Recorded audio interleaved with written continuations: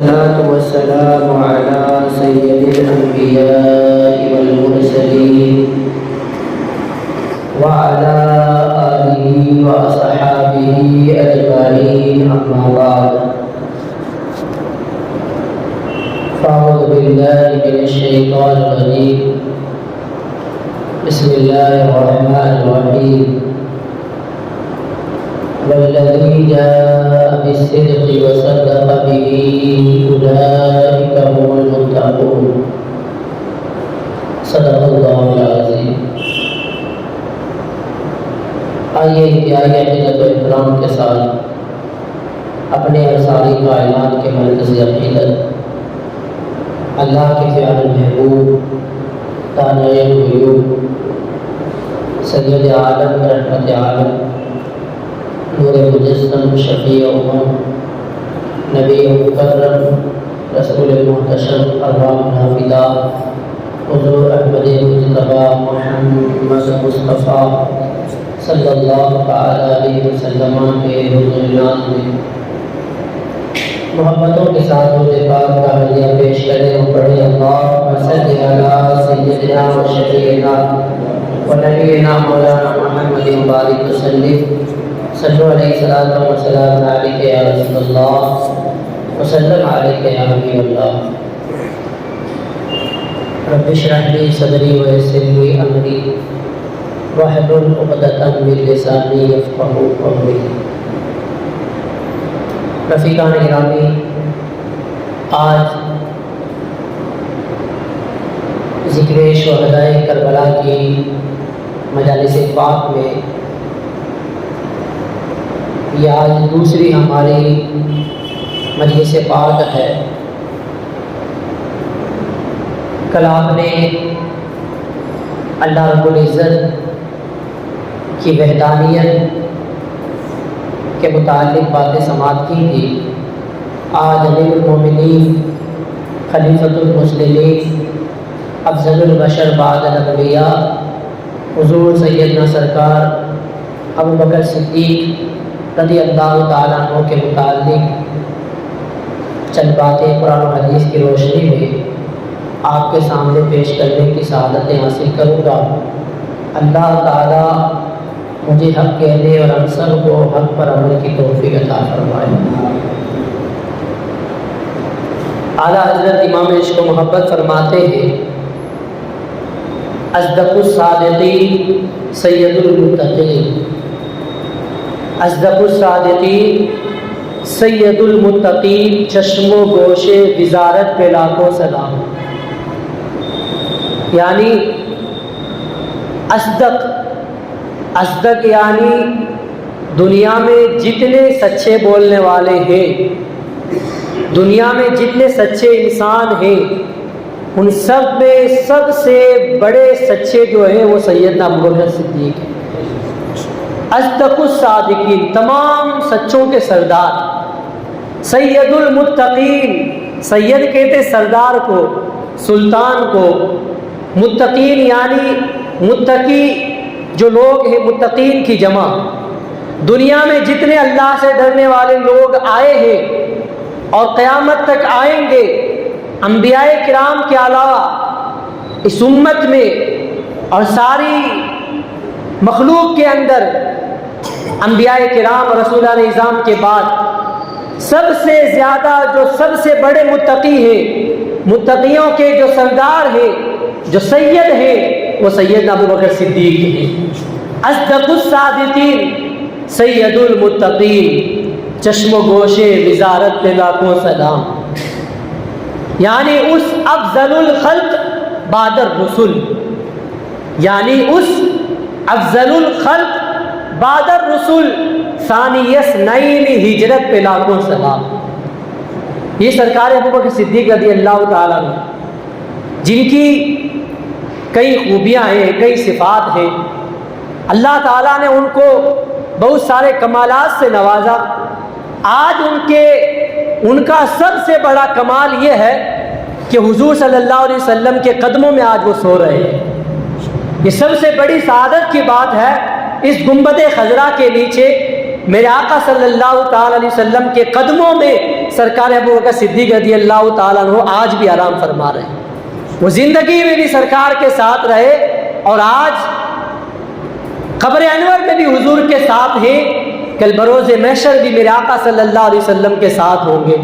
میرے آقا جب قبر انور سے اٹھیں گے تو سرکار صلی اللہ تعالی علیہ وسلم کے دائیں ہاتھ کی جانب سیدھے ہاتھ میں سرکار ابو بکر صدیق کا ہاتھ ہوگا اور سرکار کے بائیں ہاتھ میں سرکار فاروق اعظم کا ہاتھ ہوگا.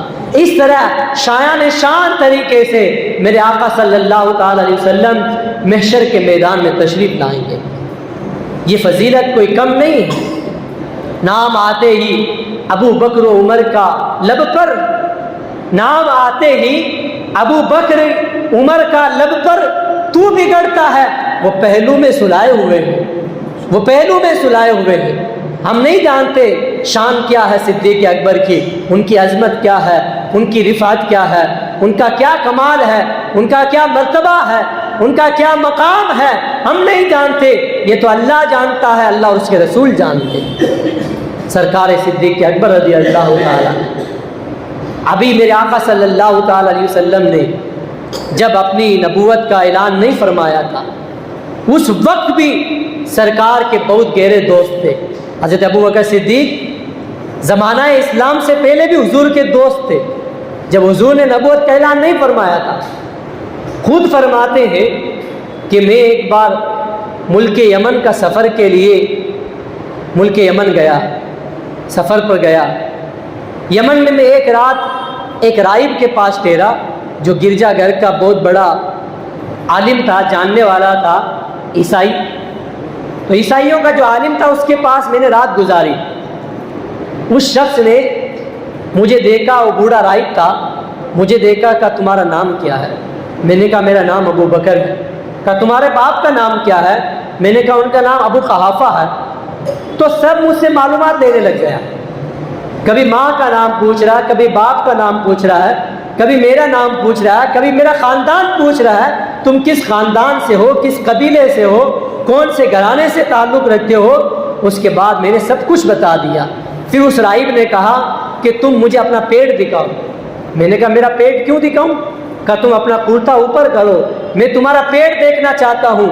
کہا کیوں؟ مجھے پہلے یہ بات بتاؤ کہ کیا ریزن ہے، کیا وجہ ہے، کیا سبب ہے کہ تم میں اپنا پیٹ دکھاؤں؟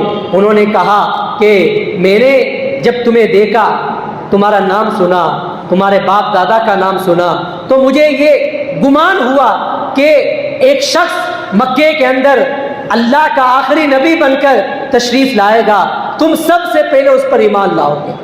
یہ وہ نشانیاں ہیں جو میں نے اپنے اسلام کی، اپنے مذہب کی بہت پرانی کتابوں میں یہ نشانیاں دیکھی ہیں.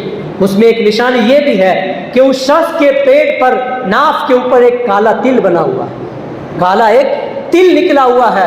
وہ تل میں دیکھنا چاہتا ہوں. سرکار ابو بکر صدیق نے اپنا شرٹ اوپر کیا، اپنا کرتا، اپنا قمیص اوپر کیا، تو اس راہب نے دیکھا کہ آپ کے ناک مبارک کے اوپر ایک تل بنا ہوا ہے. اس راہب نے کہا کہ میں تو خود تمہارے پاس ملنے کے لیے آنے والا تھا.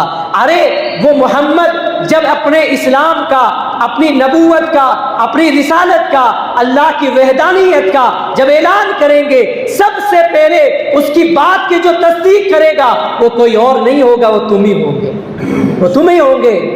سرکار ابو بکر صدیق فرماتے یہ بات میرے لیے نئی بات تھی. میں نے پہلی بار ایسی باتیں سنی تھی. میں فوراً واپس مکہ چلا گیا. مکے میں گیا تو میں نے دیکھا کہ کچھ لوگ میرے پاس آئے. وہ کہنے لگے اے ابو بکر اچھا ہوا تم آ گئے، ہم تو ایک فیصلہ لینے والے تھے. ارے وہ محمد جو تمہارا دوست ہے اس نے پتہ ہے اس ایک نئے دین کا اعلان کیا ہے، اپنی نبوت کا اعلان کیا ہے. وہ کہتا ہے میں اللہ کا نبی ہوں، میں اللہ کا آخری رسول ہوں، اور یہ تم بتوں کی پوجا کرتے ہو، تم اللہ کے سوا کسی اور کو پوجتے ہو، ان کی عبادت کرتے ہو، یہ عبادت کے لائق نہیں ہے. وہ ہمارے بتوں کے خلاف بولتا ہے. اللہ کا ایک اللہ کا وہ اعلان کرتا ہے کہ اللہ صرف ایک ہے، وہ عبادت کے لائق ہے. اس طرح کا اس نے اعلان کیا ہے. ہم تم سے مشورہ لینے کے لیے آنے والے تھے، بتاؤ کیا کرنا ہے. سرکار ابو بکر صدیق فرماتے ہیں پہلے میں خود جا کر بذات خود حضور سے جا کر ملوں گا، ان سے ملاقات کروں گا۔ وہ فوراً حضرت ابوبکر صدیق رضی اللہ تعالیٰ عنہ وہاں سے اٹھے، نبی کریم صلی اللہ تعالیٰ علیہ وسلم کے پاس تشریف لے گئے، حضور صلی اللہ تعالیٰ علیہ وسلم کے پاس گئے اور انہوں نے یہ کہا کہ اے محمد صلی اللہ علیہ وسلم بتاؤ تم نے یہ اعلان کیا ہے؟ کہا ہاں۔ میرے آقا نے فرمایا ہاں ابو بکر میں نے اعلان کیا ہے اور میں اللہ کا نبی ہوں، میں اللہ کا آخری رسول بن کر اس دنیا میں بھیجا گیا ہوں۔ اللہ اکبر۔ سرکار ابو بکر صدیق فرماتے ہیں مجھے کوئی نشانی تو بتا دو، میں اگر کوئی نشانی پا لوں گا تو میں جو ہے تمہارے اسلام کی تصدیق کر دوں گا، اس دین کی تصدیق کر دوں گا۔ اب میرے آقا صلی اللہ تعالیٰ علیہ وسلم نے کوئی اور نشانی نہیں بتائی، بلکہ حضور نے فرمایا اے ابو بکر کل رات تم اس راہب کے پاس گئے تھے، اس راہب نے میرے متعلق تمہیں جو باتیں کہی تھی کیا وہ نشانی کے لیے کافی نہیں ہے؟ سرکار ابو بکر فرماتے ہیں اتنا سننا تھا، میں سمجھ گیا۔ کیوں؟ اس لیے کہ یہ باتیں وہ ہیں جو راہب نے مجھ سے کہی تھی، میں نے راہب سے سنی تھی، تیسرا کی کوئی انسان وہاں پر سننے والا نہیں تھا، میں نے کسی سے اس کا ذکر نہیں کیا تھا۔ ارے یہ محمد کو کس نے بتا دیا؟ یہ تم کو کس نے بتا دیا؟ حضرت سید عالم صلی اللہ تعالی علیہ وسلم نے فرمایا اے ابو بکر مجھے اس فرشتے نے بتایا جو مجھ سے پہلے انبیاء کرام کے پاس آیا کرتا تھا، یعنی مجھے جبرائیل علیہ السلام نے بتایا ہے کہ تم کو اس راہب نے میرے متعلق ایسی ایسی باتیں بتائی ہیں۔ یہ سننے کے بعد فوراً سرکار ابو بکر صدیق رضی اللہ تعالیٰ عنہ نے حضور صلی اللہ علیہ وسلم پر کلمہ پڑھا، حضور کے ہاتھوں پر اسلام کے دامن میں داخل ہو گئے۔ سب سے پہلے حضور کے اسلام کو، حضور کی باتوں کو، ایمان کو تسلیم کرنے والے حضرت ابو بکر صدیق ہیں۔ میرے آقا صلی اللہ تعالی علیہ وسلم کو بہت خوشی ہوئی، اور وہ کفار جو آج تک یہ امید لگائے بیٹھے ہوئے تھے ابو بکر صدیق سے کہ ابو بکر ہمارے بڑے ہیں، اس وقت بھی حضرت ابو بکر صدیق کا اپنے خاندان میں بہت اونچا مرتبہ تھا، بہت رئیس سمجھے جاتے تھے۔ جیسے عام گھرانوں کے اندر کسی بڑے آدمی کو بلایا جاتا ہے، کوئی بھی کام ہوتا ہے، کوئی بھی کام حضرت ابو بکر صدیق کے علاوہ اس وقت کفار قریش نہیں کیا کرتے تھے، اتنا احترام کیا کرتے تھے۔ جب حضرت ابو بکر صدیق اسلام کے دامن میں داخل ہو گئے تو ان لوگوں کے حوصلے ٹوٹ گئے، کھلبلی مچ گئی، انہوں نے کہا ابو بکر صدیق بھی اسلام میں چلے گئے۔ اللہ اکبر۔ یہ وہ عظیم شخصیت ہے کہ جنہوں نے سب سے پہلے حضور صلی اللہ تعالی علیہ وسلم کا، حضور کی باتوں کو تسلیم کیا اور اسلام کی تصدیق فرمائی۔ اسی کو قرآن پاک نے ذکر کیا والذی جاء بالصدق وصدق به اولئک هم المتقون۔ وہ جو اسلام لے کر آئے، وصدق به، اور وہ جنہوں نے اس کی تصدیق کی، اولئک هم المتقون، یہی لوگ اللہ سے ڈرنے والے ہیں۔ اب اس آیت کی تفسیر کیا ہے؟ اس آیت کی تفسیر حضرت مولا علی شیر خدا کرم اللہ تعالی وجہ الکریم فرماتے ہیں کہ والذی جاء بالصدق، اس آیت کریمہ کے ایک ٹکڑے کا مطلب یہ ہے کہ وہ جو سچ لے کر آئے۔ سچ لے کر کون آیا؟ ہمارے آقا صلی اللہ علیہ وسلم دنیا میں سچ لے کر آئے۔ سچ سے مراد اسلام ہے، ایمان ہے، قرآن ہے۔ حضور قرآن لے کر آئے، اسلام لے کر آئے، ایمان لے کر آئے، سچائی لے کر آئے، حقانیت لے کر آئے، اور سب سے پہلے اس کی تصدیق کرنے والے کون ہیں؟ وصدق به، حضرت ابو بکر صدیق۔ وصدق به سے مراد حضرت ابو بکر صدیق ہے کہ سب سے پہلے حضور کی باتوں کو انہوں نے تسلیم کیا۔ قرآن فرماتا ہے اولئک هم المتقون، یہی لوگ سب سے بڑے متقی ہیں، یہی لوگ اللہ سے ڈرنے والے ہیں، یہی لوگ پرہیزگار ہیں، ان کے دلوں کے اندر اللہ کا خوف ہے۔ قرآن نے صدیق اکبر کو متقی کہا، بلکہ متقی نہیں بلکہ متقیوں کا سردار کہا۔ وَسَيُجَنَّبُهَا الْأَتْقَى، اتقا کا مطلب ہوتا ہے سب سے زیادہ اللہ سے ڈرنے والا۔ تو اس امت میں جو سب سے زیادہ اللہ سے ڈرنے والا ہے وہ کون ہے؟ وہ حضرت ابو بکر صدیق ہے۔ اللہ کے رسول صلی اللہ تعالی علیہ وسلم کے آپ جانشین ہیں، حضور کے نائب ہیں۔ حضور کے بعد سب سے بڑے خلیفہ مطلق اور نائب مطلق حضرت ابو بکر صدیق ہیں۔ جب اللہ کے رسول صلی اللہ تعالی علیہ وسلم دنیا سے تشریف لے گئے، ظاہری طور پر حضور کا وصال مبارک ہو گیا، تو اب صحابہ کرام نے ایک سوال پیدا ہوا کہ اب حضور کا جانشین کس کو بنائے؟ جب کوئی بڑا جاتا ہے تو اس کی کرسی پر کوئی بیٹھنے والا ضرور ہوتا ہے، جب کوئی بڑا چلا جاتا ہے تو اس کا کوئی قائم مقام ضرور ہوتا ہے، اس کا کوئی نائب ہوتا ہے۔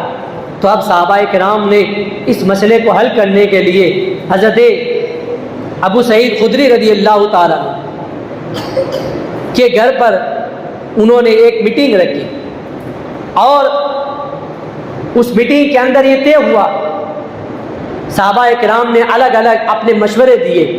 کسی نے کہا کہ حضور صلی اللہ علیہ وسلم مہاجر تھے، تو اب حضور کا خلیفہ بھی مہاجر یعنی ہجرت کرنے والا ہی ہونا چاہیے۔ کسی نے کہا حضور صلی اللہ علیہ وسلم کا خلیفہ انصار میں سے ہونا چاہیے۔ کسی نے کہا ایک مہاجر ہوگا ایک انصار ہوگا، دو خلیفہ بنائے جائیں گے۔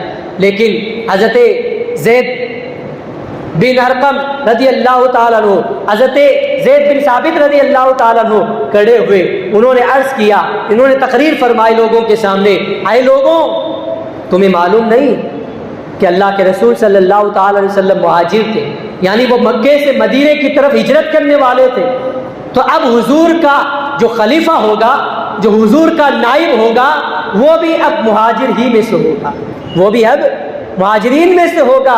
تو اب صحابہ کرام رضی اللہ تعالیٰ عنہ کے درمیان انہوں نے یہ تقریر فرمائی، اور حضرت ابوبکر صدیق کا ہاتھ پکڑا، ان کو کھڑا کیا، اور لوگوں میں اعلان کیا کہ آج کے بعد ہمارے جو خلیفۃ المسلمین ہوں گے، جو آج سرکار دو عالم صلی اللہ تعالی علیہ وسلم کے نائب ہوں گے، وہ کوئی اور نہیں، وہ ابوبکر صدیق ہوں گے۔ انہوں نے اس کے بعد سرکار صدیق اکبر کے ہاتھ پر بیعت کی۔ اس کے بعد حضرت عمر فاروق نے بیعت کی، حضرت عثمان غنی نے بیعت کی، بڑے بڑے اجلہ صحابہ کرام نے حضرت ابوبکر صدیق رضی اللہ تعالیٰ عنہ کو خلیفہ اول مان لیا، حضور کا جانشین مان لیا، حضور کا نائب مان لیا۔ اب سرکار صدیق اکبر رضی اللہ تعالیٰ عنہ منبر شریف پر ہونے کا افروز ہوئے۔ مجمع میں دیکھا صحابہ کرام کا ایک بہت بڑا مجمع ہے، بہت بڑا مجمع۔ اب اس مجمع میں جب آپ نے نظر ڈالی تو حضرت زبیر بن عوام، حضرت زبیر رضی اللہ تعالیٰ عنہ وہاں پر موجود نہیں تھے۔ حضرت ابو صدیق نے فرمایا زبیر کو بلائیں۔ حضرت زبیر تشریف لائے، اور انہوں نے حضور سرکار صدیق اکبر رضی اللہ تعالیٰ عنہ کے ہاتھ پر بیعت کی۔ اس کے بعد حضرت ابو صدیق نے فرمایا مولا علی نہیں ہے، مولا علی کہاں گئے؟ مولا علی کو بلاؤ۔ سرکار مولا علی شیر خدا تشریف لائے۔ اب حضرت ابوبکر صدیق نے فرمایا اس بات کو غور سے سنو، آج شیعہ رافضی کہتے ہیں کہ مولا علی پہلے خلیفہ تھے، ابوبکر صدیق پہلے خلیفہ نہیں تھے۔ وہ یہ پروپیگنڈا کرتے ہیں، اس طرح کی افواہیں پھیلاتے ہیں، حالانکہ حدیث پاک اور تاریخ کی کتابیں یہ کہتی ہیں کہ حضرت مولا علی جب تشریف لائے، حضرت ابوبکر صدیق نے فرمایا اے علی، مجھے تم سے امید ہے کہ تم اسلام کو پھیلانے میں میری مدد کرو گے، تم مسلمانوں کے اندر اختلاف اور انتشار پیدا نہیں ہونے دو گے، مجھے تم سے یہی امید ہے۔ فوراً حضرت مولا علی کھڑے ہوئے، عرض کیا قدمک رسول اللہ صلی اللہ علیہ وسلم فمن الذی یؤخرک، اے صدیق اکبر، اے خلیفۃ المسلمین، آپ کو تو اللہ کے رسول نے اپنے منبر پر، اپنے مصلی پر آگے بڑھا دیا ہے، تو اب دنیا کا کوئی انسان آپ کو پیچھے نہیں کر سکتا، دنیا کا کوئی انسان آپ کو پیچھے نہیں کر سکتا۔ یہ فرمایا مولا علی۔ آج تم کہتے ہیں مولا علی پہلے خلیفہ ہیں، مولا علی خود ابوبکر صدیق کو پہلا خلیفہ تسلیم کر رہے ہیں، ابوبکر صدیق کی خلافت کو مان رہے ہیں، اور تم ان کی خلافت کا انکار کرتے ہو۔ شرم آنی چاہیے، غیرت آنی چاہیے۔ تم اتنے بے حس ہو گئے، اسلام کے خلاف، قرآن کے خلاف، حدیث کے خلاف، شریعت کے خلاف تم اس طرح کا پروپیگنڈا کرتے ہو کہ سرکار مولا علی پہلے خلیفہ ہیں، اور ان کی جگہ پر سرکار صدیق اکبر نے ان کی خلافت کو غصب کر لیا، ان کی خلافت پر قبضہ جما لیا۔ ہرگز ایسا نہیں ہے۔ اگر سرکار مولا علی پہلے خلیفہ ہوتے تو ہرگز سرکار ابوبکر صدیق کو وہ پہلا خلیفہ نہیں مانتے۔ انہوں نے اپنا پہلا خلیفہ ابوبکر صدیق کو مانا۔ اس بات کی دلیل ہے کہ سرکار صدیق اکبر رضی اللہ تعالیٰ عنہ پہلے خلیفہ ہیں، اور دوسرے خلیفہ عمر فاروق ہیں، تیسرے خلیفہ عثمان غنی ہیں، اور چوتھے خلیفہ مولا علی ہیں۔ یہ قرآن کا عقیدہ، یہ حدیث کا عقیدہ، یہ قرآن و سنت کے مطابق ہم اہل سنت و جماعت کا عقیدہ ہے۔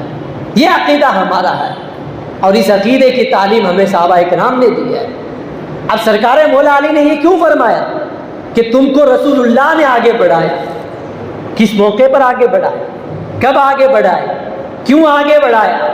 تو یہ اس حدیث پاک کی طرف مولا علی کا اشارہ تھا کہ جب میرے آقا صلی اللہ تعالی علیہ وسلم کی موجودگی میں حضور کے ظاہری آیات کے اندر حضور کے مصلی پر 17 نمازیں مسلمانوں کی امامت کروائی حضرت ابوبکر صدیق نے۔ 17 نمازیں لوگوں نے ابوبکر صدیق کے پیچھے پڑھی حضور کی موجودگی میں۔ کسی اور صحابی کو یہ شرف نہیں حاصل ہے، کسی اور کو یہ شرف نہیں ملا۔ یہ سعادت، یہ شرف صرف اور صرف حضرت ابوبکر صدیق کو ملا کہ حضور کی حیات کے اندر، حضور کی موجودگی کے اندر حضرت ابوبکر صدیق نے حضور کے حکم پر لوگوں کو 17 نمازیں پڑھائی ہیں۔ تو یہ حضرت مولا علی فرمانا چاہتے ہیں کہ حضور نے اپنے زمانے کے اندر، اپنی موجودگی کے اندر ہی تم کو مصلی پر بٹھا دیا تھا، تو ہم آپ کو پیچھے نہیں کر سکتے۔ کس کی مجال ہے جو آپ کو پیچھے کر سکے؟ آج لوگ کہتے ہیں وہ پہلے خلیفہ نہیں ہے، انہوں نے خلافت کو غصب کر لیا، انہوں نے خلافت پر قبضہ کر لیا۔ اگر پہلا خلیفہ کوئی اور ہوتا، اگر حضور صلی اللہ علیہ وسلم کی نظر میں حضور کا جانشین اور حضور کا نائب کوئی اور ہوتا تو میرے آقا صلی اللہ علیہ وسلم ضرور اس کو اپنے مصلی پر پڑھا دیتے، ضرور اس سے لوگوں کی نمازیں پڑھواتے۔ تو یہ حضرت ابوبکر صدیق کا مرتبہ ہے۔ اور حضرت عائشہ صدیقہ رضی اللہ تعالی عنہ جو حضرت ابوبکر صدیق کی شہزادی ہیں اور حضور صلی اللہ علیہ وسلم کی زوجہ محترمہ ہیں، وہ فرماتی ہیں کہ ایک بار چاندنی رات تھی، میں حضور صلی اللہ علیہ وسلم کی زانوے اقدس پر سر رکھ کر سو رہی تھی، میں لیٹی ہوئی تھی، باتیں کر رہے تھے۔ میں نے حضور سے آسمان کے ستارے دیکھ کر حضور سے ایک سوال پوچھا، یا رسول اللہ، یا آسمان پر ستارے جگمگا رہے ہیں، کیا دنیا میں کوئی ایسا مسلمان بھی ہے کہ جس کی نیکیاں آسمان کے تاروں کے برابر ہوں؟ میرے آقا نے فرمایا ہاں، عمر فاروق ہے، عمر فاروق ہے جن کی نیکیاں آسمان کے ستاروں کے برابر ہیں۔ سبحان اللہ، بولو سبحان اللہ۔ تو حضرت عمر فاروق کی نیکیاں اتنی ہیں کہ آسمان کے ستاروں کے برابر، آسمان کے ستاروں کو کوئی گن نہیں سکتا، کوئی شمار نہیں کر سکتا۔ اب حضرت عائشہ فرماتی ہے میں نے فوراً عرض کیا حضور پھر میرے والد گرامی حضرت ابوبکر صدیق کی نیکیوں کا کیا حال ہے؟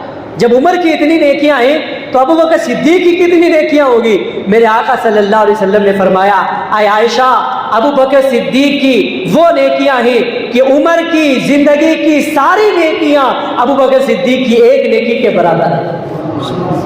عمر کی زندگی کی ساری نیکیاں ابوبکر صدیق کی ایک نیکی کے برابر ہے۔ اللہ اکبر، یہ مرتبہ حضرت ابوبکر صدیق کا ہر کوئی کیا سمجھ پائے گا، جن کے متعلق میرے آقا نے فرمایا کہ دنیا میں اسلام پر اور مجھ پر جس جس نے احسانات کیے تھے، جس جس نے اسلام پر احسانات کیے تھے، میں نے سب کے احسانات کا بدلہ دنیا میں چکا دیا ہے سوائے ابوبکر صدیق کے۔ ابوبکر کے اسلام پر وہ احسانات ہیں کہ ابوبکر کے احسان کا بدلہ قیامت میں اللہ تعالیٰ عطا فرمائے گا، قیامت میں اللہ تعالیٰ عطا فرمائے گا۔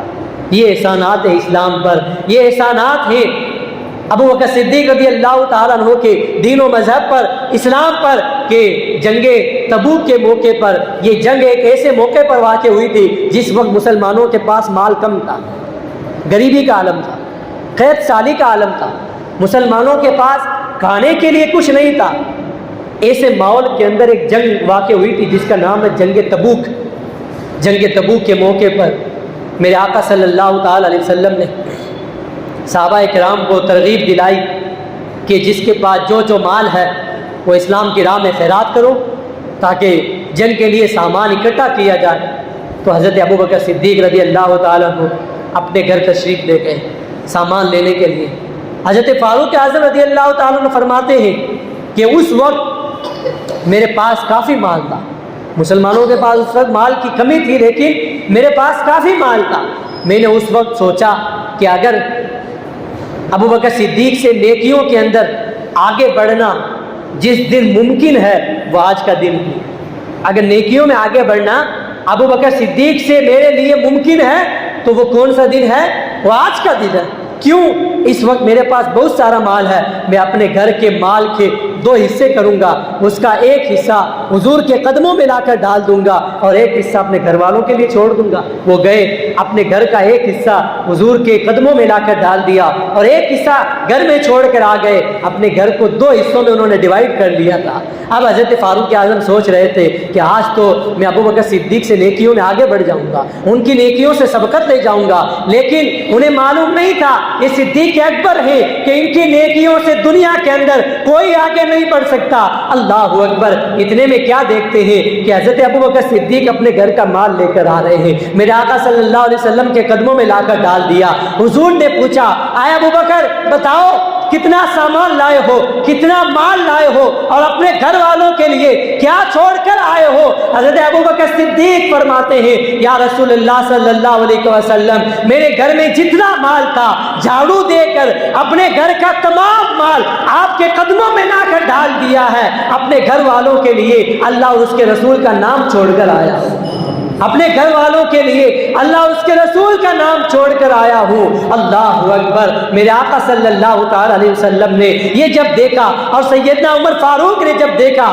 وہ تو سوچ رہے تھے کہ اپنا آج سب سے زیادہ مال میں لایا ہوں۔ اللہ اکبر! یہ سرکار ابو بکر صدیق ہیں کہ جن کے پاس جتنا مال تھا حتیٰ کہ اپنے کرتے پر جو بٹن لگے ہوئے تھے ان بٹن کو بھی توڑ کر اللہ کی راہ میں انہوں نے قربان کر دیا، حضور کے قدموں میں لا کر ڈال دیا۔ اس وقت حضرت فاروق اعظم نے کہا تھا کہ عمر کے لیے ابو بکر سے آگے بڑھنا کسی وقت ممکن نہیں ہے، کوئی بھی انسان، کوئی بھی مسلمان ابو بکر صدیق سے نیکیوں کے اندر آگے نہیں بڑھ سکتا۔ یہ تو وہ ہیں جنہوں نے اپنا سارا مال اللہ کی راہ میں قربان کر دیا۔ اللہ اکبر! یہ سرکار ابو بکر صدیق ہیں جنہوں نے مال کے ذریعے بھی قربانی پیش کی، جنہوں نے جان کے ذریعے بھی قربانی پیش کی، جنہوں نے اولاد کے ذریعے بھی اسلام پر قربانی پیش کی۔ اللہ اکبر! اولاد کو کیسے قربان کیا؟ جب آپ اسلام میں داخل ہوئے، اسلام میں داخل ہو گئے، جنگ بدر کا موقع ہے، حضرت ابو بکر صدیق مسلمانوں کی جانب سے لڑ رہے ہیں، آپ کے شہزادے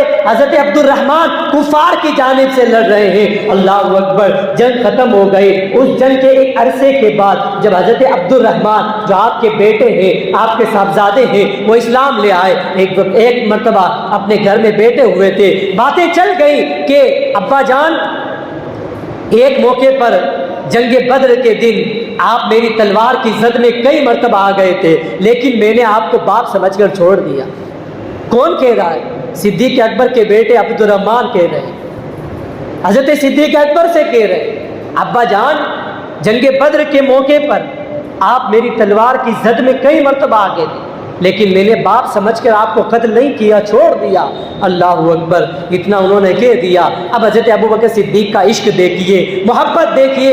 آج لوگ کہتے ہیں اگر کوئی بدعقیدہ ہے، بد مذہب ہے، کوئی اسلام کے خلاف کام کرنے والا ہے، وہ ہمارا رشتہ دار ہے، رشتہ داری نبھانی پڑتی ہے، کیا کرے وہ ہمارا گراج ہے، کیا کرے وہ ہمارا ماموں ہے، وہ ہمارا خالہ زاد بھائی ہے۔ ارے سبق حاصل کرو صحابہ کرام کے طریقے سے۔ انہوں نے تو سرکار کی محبت میں نہ باپ دیکھا، نہ ماموں دیکھا، نہ بیٹا دیکھا، نہ کوئی رشتہ دار دیکھا، سرکار کی محبت کے مقابلے میں جو آیا انہوں نے اس کو قربان کر دیا۔ حضرت ابو بکر صدیق رضی اللہ تعالیٰ عنہ نے فرمایا، آئے بیٹے کان کھول کر سن لو، وہ تم تھے کہ تم نے مجھے باپ سمجھ کر چھوڑ دیا، لیکن سن لو اگر اس وقت تم میری تلوار کی زد میں آ جاتے تو میں تمہیں بیٹا سمجھ کر چھوڑتا نہیں، بلکہ اسلام کا دشمن سمجھ کر تمہیں قتل کر دیتا۔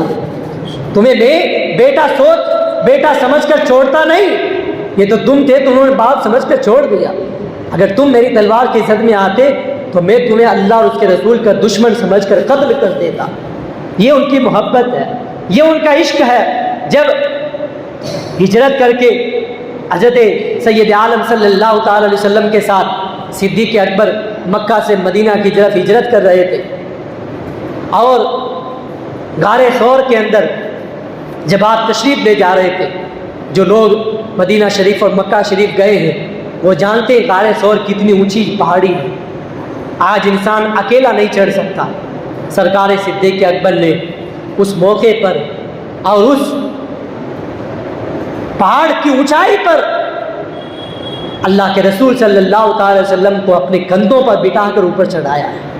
اور یہی نہیں بلکہ جب غار ثور کے اندر گئے تو وہاں پر اپنے تمام کپڑوں کو پھاڑ کر جتنے وہاں پر سانپوں کے بل تھے، سوراخ تھے، ان سب کو انہوں نے بند کر دیا کہ کوئی سانپ، کوئی موذی جانور اللہ کے رسول کو تکلیف نہ پہنچا دے۔ اب حضرت ابوبکر صدیق رضی اللہ تعالیٰ عنہ نے تمام سوراخوں کو بند کر دیا، لیکن ایک سوراخ باقی رہ گیا، کوئی چیز نہیں تھی جو اس کو بند کیا جائے۔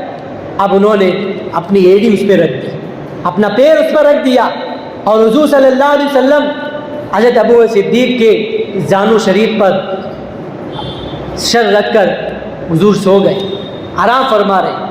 اب اندر سے ایک بہت ہی خطرناک سانپ بار بار صدیق اکبر کو ڈنک مار رہا ہے، بار بار ڈس رہا ہے۔ صدیق اکبر رضی اللہ تعالیٰ عنہ نے اس سانپ کے ڈنک پر اپنے پاؤں کو جنبش نہیں دی، اپنے پاؤں کو ہلایا نہیں۔ آج ہمیں نماز کے اندر ایک مچھر کاٹ دیتا تو ہم پورے ہل جاتے، آج ہمیں نماز کے اندر ایک چونٹی کاٹ دیتی تو ہم پورے ہل جاتے، نماز کے اندر حملے کثیر کر جاتے، لیکن وہاں کوئی مچھر نہیں تھا، کوئی چونٹی نہیں تھی، خطرناک سانپ تھا جس نے ایک بار نہیں کئی بار صدیق اکبر کو ڈنک مارا۔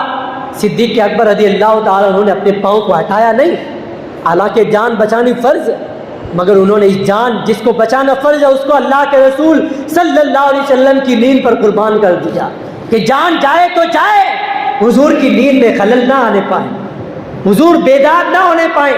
یہ عشق کے خلاف ہے، یہ ادب کے خلاف ہے، یہ محبت کے خلاف ہے۔ جب حضرت صدیق اکبر کی آنکھوں سے آنسو جارے ہوئے حضور کے رخسار پر گرے، میرے آقا صلی اللہ علیہ وسلم بیدار ہوئے۔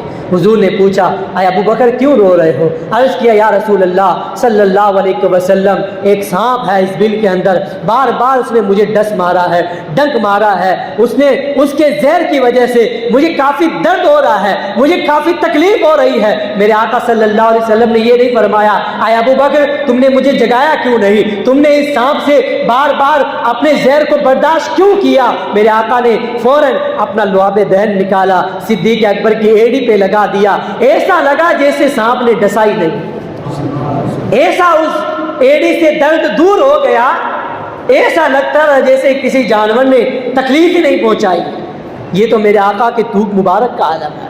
آج لوگ کہتے ہیں حضور تو ہماری طرح ہیں، وہ ہمارے بڑے بھائی کی طرح ہیں، ارے تم تھوک دو تو بیماری پیدا ہو جائے، میرے آقا جب تھوک دے تو بیمار شفایاب ہو جاتے ہیں۔ یہ میرے آقا کے تھوک کا عالم ہے۔ میرے آقا صلی اللہ علیہ وسلم جب حضرت قتادہ کی ٹوٹی ہوئی پنڈلی پر اپنا ہاتھ حضرت قتادہ کے نکلے ہوئے آنکھ کے ڈھیلے پر اپنا تھوک مبارک لگاتے ہیں، ان کی آنکھ تندرست ہو جاتی ہے۔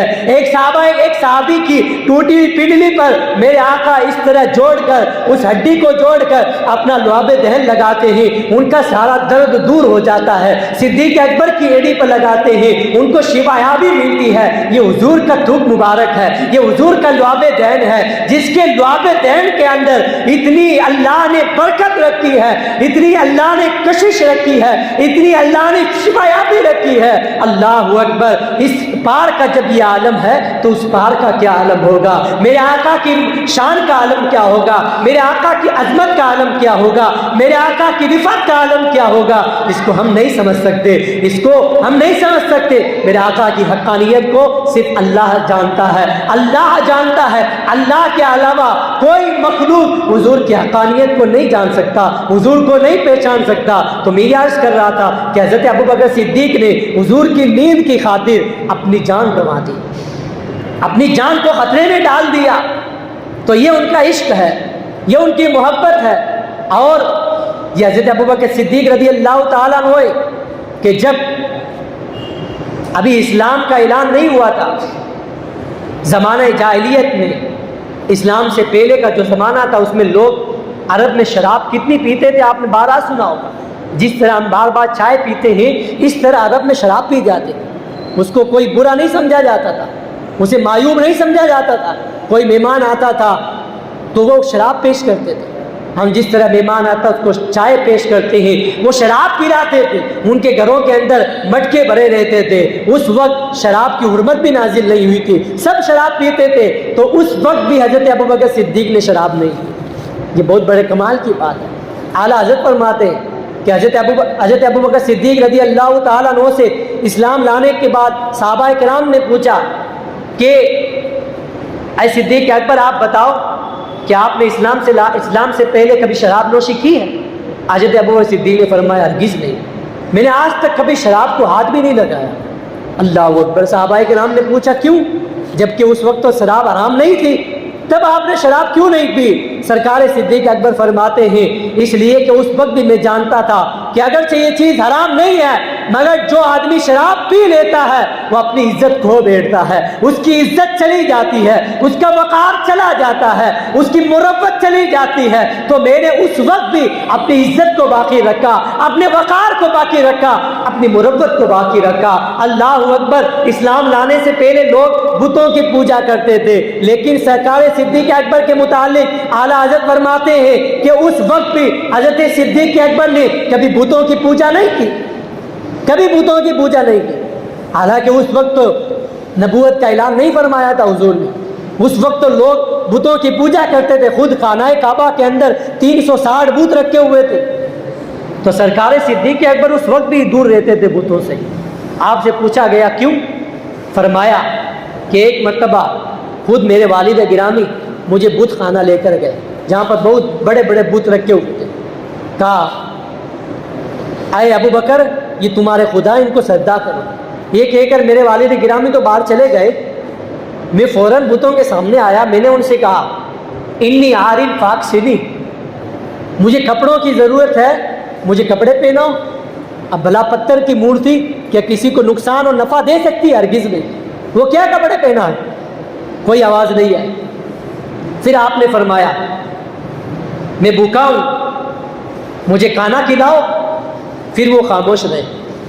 تیسری مرتبہ آپ نے ایک بہت بڑا پتھر اٹھایا اور بت کو زور سے دے مارا، اور پھر آپ نے فرمایا کہ میں تم کو مار رہا ہوں، تم اپنی حفاظت کرو مجھ سے۔ اب بھلا وہ پتھر اپنی کیا حفاظت کرتے؟ ایسے کرتے کرتے آپ کو بہت جلال آیا، آپ نے تمام بتوں کو توڑ دیا، بتوں کو توڑ دیا۔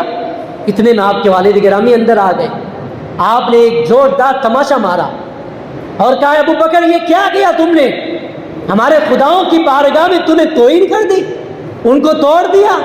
حضرت ابو بکر صدیق رضی اللہ تعالیٰ عنہ کو فوراً آپ نے پکڑا اور گھر پر لے کر آئے اور سارا ماجرا آپ کی والدہ سے کہا کہ آج تیرے بیٹے نے اپنے خداؤں کی بارگاہ میں توہین کی ہے، ان کو توڑ دیا ہے، ان کی گستاخی کی ہے، تم اپنے بیٹے کو قابو میں رکھو۔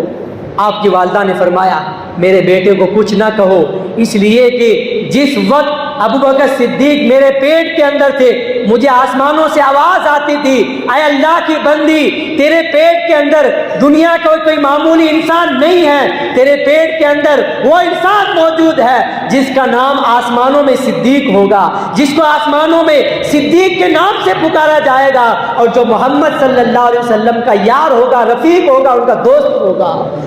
جب صدیق اکبر میرے پیٹ میں تھے تو مجھے ایسی آوازیں آتی تھی۔ یہ حضرت صدیق اکبر ہے۔ صدیق کیوں کہا جاتا؟ صدیق کا مطلب ہوتا ہے سچ بولنے والا، تصدیق کرنے والا۔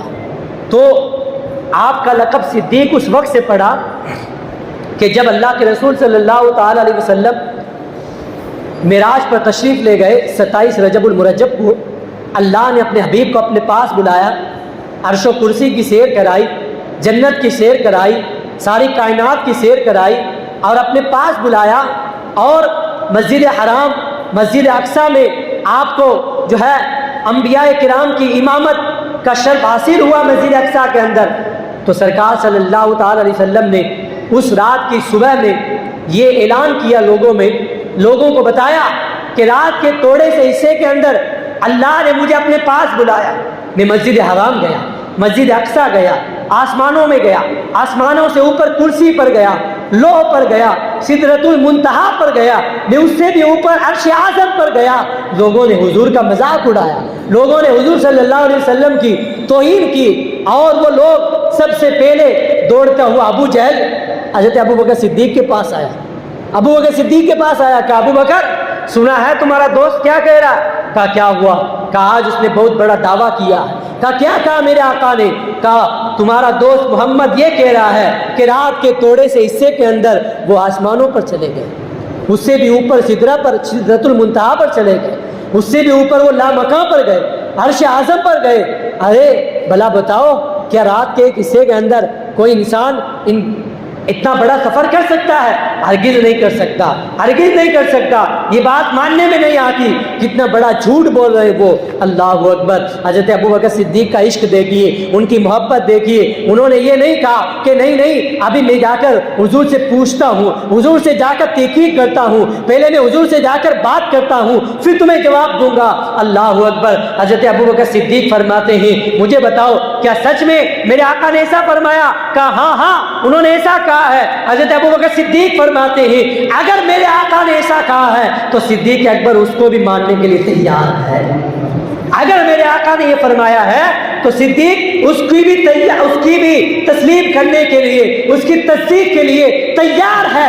ارے میرے آقا نے فرمایا جنت ہے، ہم نے مان لیا۔ حضور نے فرمایا دوزخ ہے، ہم نے مان لیا۔ حضور نے فرمایا اللہ ایک ہے، ہم نے مان لیا۔ کیا کسی نے اللہ کو دیکھا ہے؟ کیا کسی نے جنت کو دیکھا ہے؟ کیا کسی نے دوزخ کو دیکھا ہے؟ کیا کسی نے فرشتوں کو دیکھا ہے؟ نہیں دیکھا۔ ہم نے حضور کے بتانے سے یہ سب چیزیں مان لی ہیں، تو اب حضور نے اگر یہ فرمایا ہے تو ہم کیوں نہ مان لیں؟ صدیق اس کی بھی تصدیق کے لیے تیار ہے۔ اسی وقت سے جب میرے آقا صلی اللہ تعالی علیہ وسلم تک یہ بات پہنچی، حضور نے فرمایا ابو بکر تو صدیق ہے۔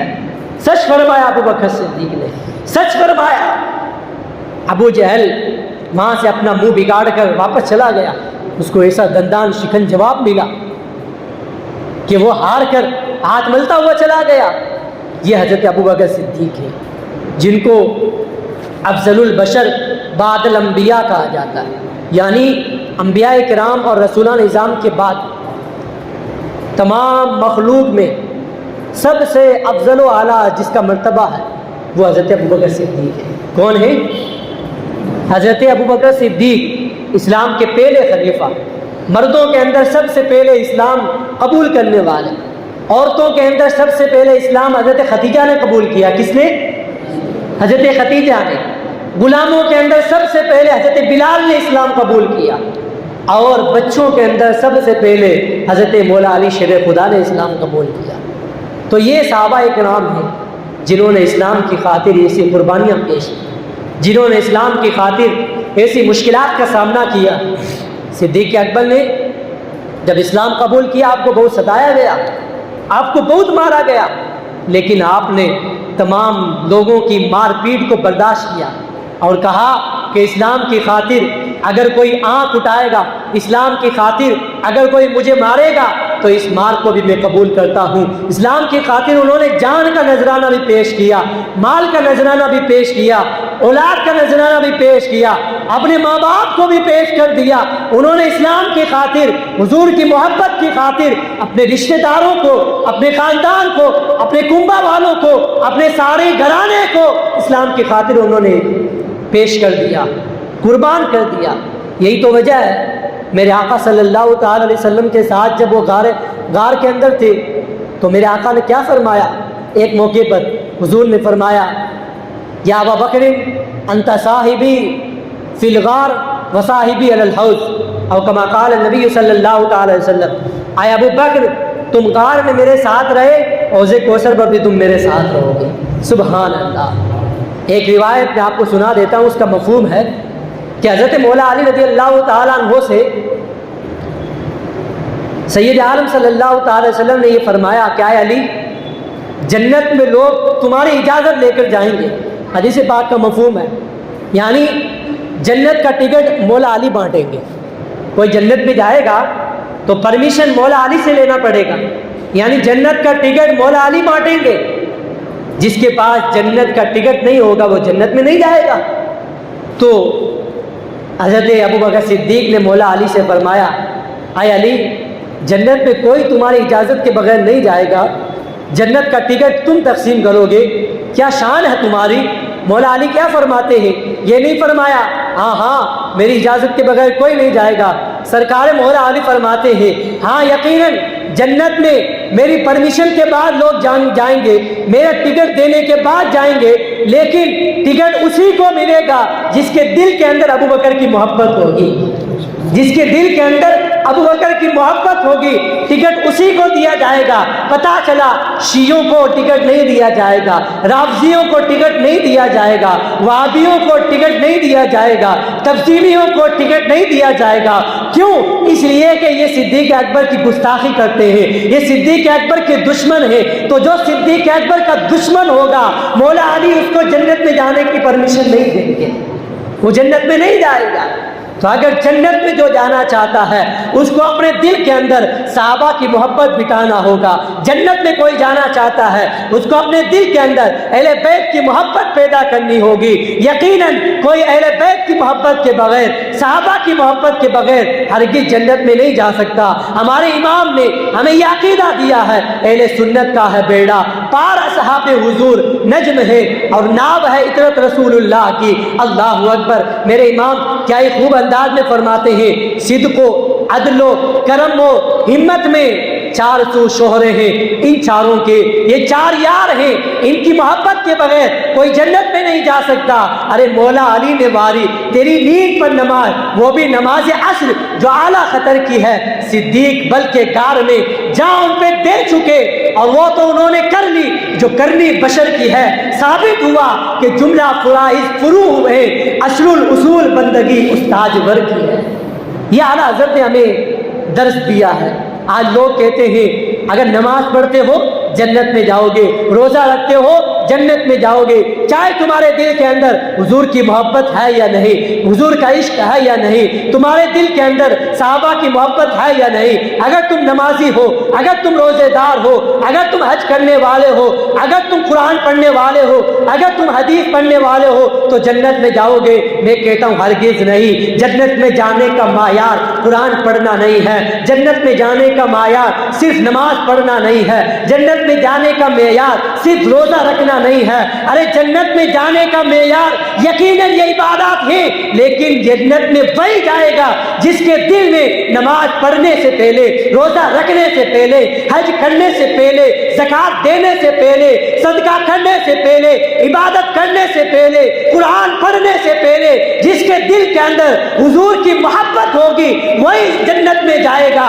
اگر کوئی محبت رسول کے بغیر چاہے دن رات نماز پڑھتا رہے, چاہے دن رات قرآن پڑھتا رہے, چاہے دن رات وہ حدیث پڑھتا رہے, ہرگز جنت میں نہیں جا سکتا. کیوں؟ اس لیے کہ محبت رسول یہ عین ایمان ہے, محبت رسول یہ بنیاد ایمان ہے, محبت رسول یہ اسلام کی جڑ ہے. جس دل کے اندر حضور کی محبت نہیں وہ مسلمان نہیں, اور جو مسلمان نہیں وہ جنت کا حقدار نہیں. اس لیے جو جنت میں جاتا ہے سب سے پہلے اس کو حضور کی محبت اپنے دل کے اندر پیدا کرنی ہوگی, صحابہ کی محبت پیدا کرنی ہوگی, تابعین کی محبت پیدا کرنی ہوگی, اہل بیت کی محبت پیدا کرنی ہوگی. اور سیدہ فاطمہ, امام حسنین کریمین, سید الشہداء امام حسین, فاطمہ الزہرا اور اہل بیت کے پورے گھرانہ حضور کی پوری آل سے جو محبت کرے گا اور اس شان سے محبت کرے گا کہ تیری نسل پاک میں ہے بچہ بچہ نور کا, تو ہے عین نور تیرا, سب گھرانہ نور کا. اس طور پر اگر کوئی محبت کرے گا وہ جنت کا حقدار ہوگا, وہ جنت کا حقدار ہوگا. تو یقیناً اس بات کو آپ غور کر لیجئے, نوٹ کر لیجئے کہ اگر جس دل کے اندر حضور کا عشق نہیں, حضور کی محبت نہیں, چاہے وہ دن رات نماز پڑھتا رہے, دن رات تسبیح پڑھتا رہے, دن رات وہ سجدے میں پڑا رہے, ہرگز ہرگز وہ جنت میں نہیں جائے گا. جنت میں جانے کا معیار محبت رسول ہے, جنت میں جانے کا معیار عشق رسول ہے, جنت میں جانے کا معیار محبت صحابہ و اہل بیت ہے. تو اس لیے اپنے دلوں کے اندر صحابہ کی محبت پیدا کرو, اپنے دلوں کے اندر اہل بیت کی محبت پیدا کرو. جو اہل بیت کی شان میں گستاخی کرتے ہیں, صحابہ کی شان میں گستاخی کرتے ہیں, جو اپنے آپ کو اسلام کا دعوے دار کہنے کے باوجود حضور کی شان میں گستاخیاں کرتے ہیں, ہرگز ہرگز ان کے ساتھ نہ بیٹھو, نہ ان کے ساتھ اپنا بیٹھنا رکھو, نہ ان کے ساتھ کھانا پینا رکھو, نہ ان کے ساتھ شادی بیاہ رکھو, نہ ان کے ساتھ نماز جنازہ کا تعلق رکھو, نہ ان کے ساتھ نماز پڑھو. یہ حدیث پاک سے ہمیں تعلیم ملتی ہے. مومن کون ہے؟ مومن تو وہی ہے جس دل کے اندر حضور کی محبت ہے. جس دل کے اندر حضور کی محبت نہیں وہ مومن نہیں. میرے امام نے تو ایک شعر کے اندر سمجھا دیا, مومن وہ ہے جو ان کی عزت پہ مرے دل سے. مومن وہ ہے جو ان کی عزت پہ مرے دل سے تعظیم بھی کرتا ہے. نجدی تو مرے دل سے. ارے نجدی اگر تعظیم بھی کرتا ہے تو مرے دل سے کرتا ہے. مرے دل والی تعظیم وہاں قبول نہیں کی جائے گی. اللہ تعالی ہمیں عمل کی توفیق عطا فرمائے. استغفر اللہ ربی من کل ذنب واتوب الیہ. کل کی مجلس میں انشاءاللہ حضرت سیدنا فاروق اعظم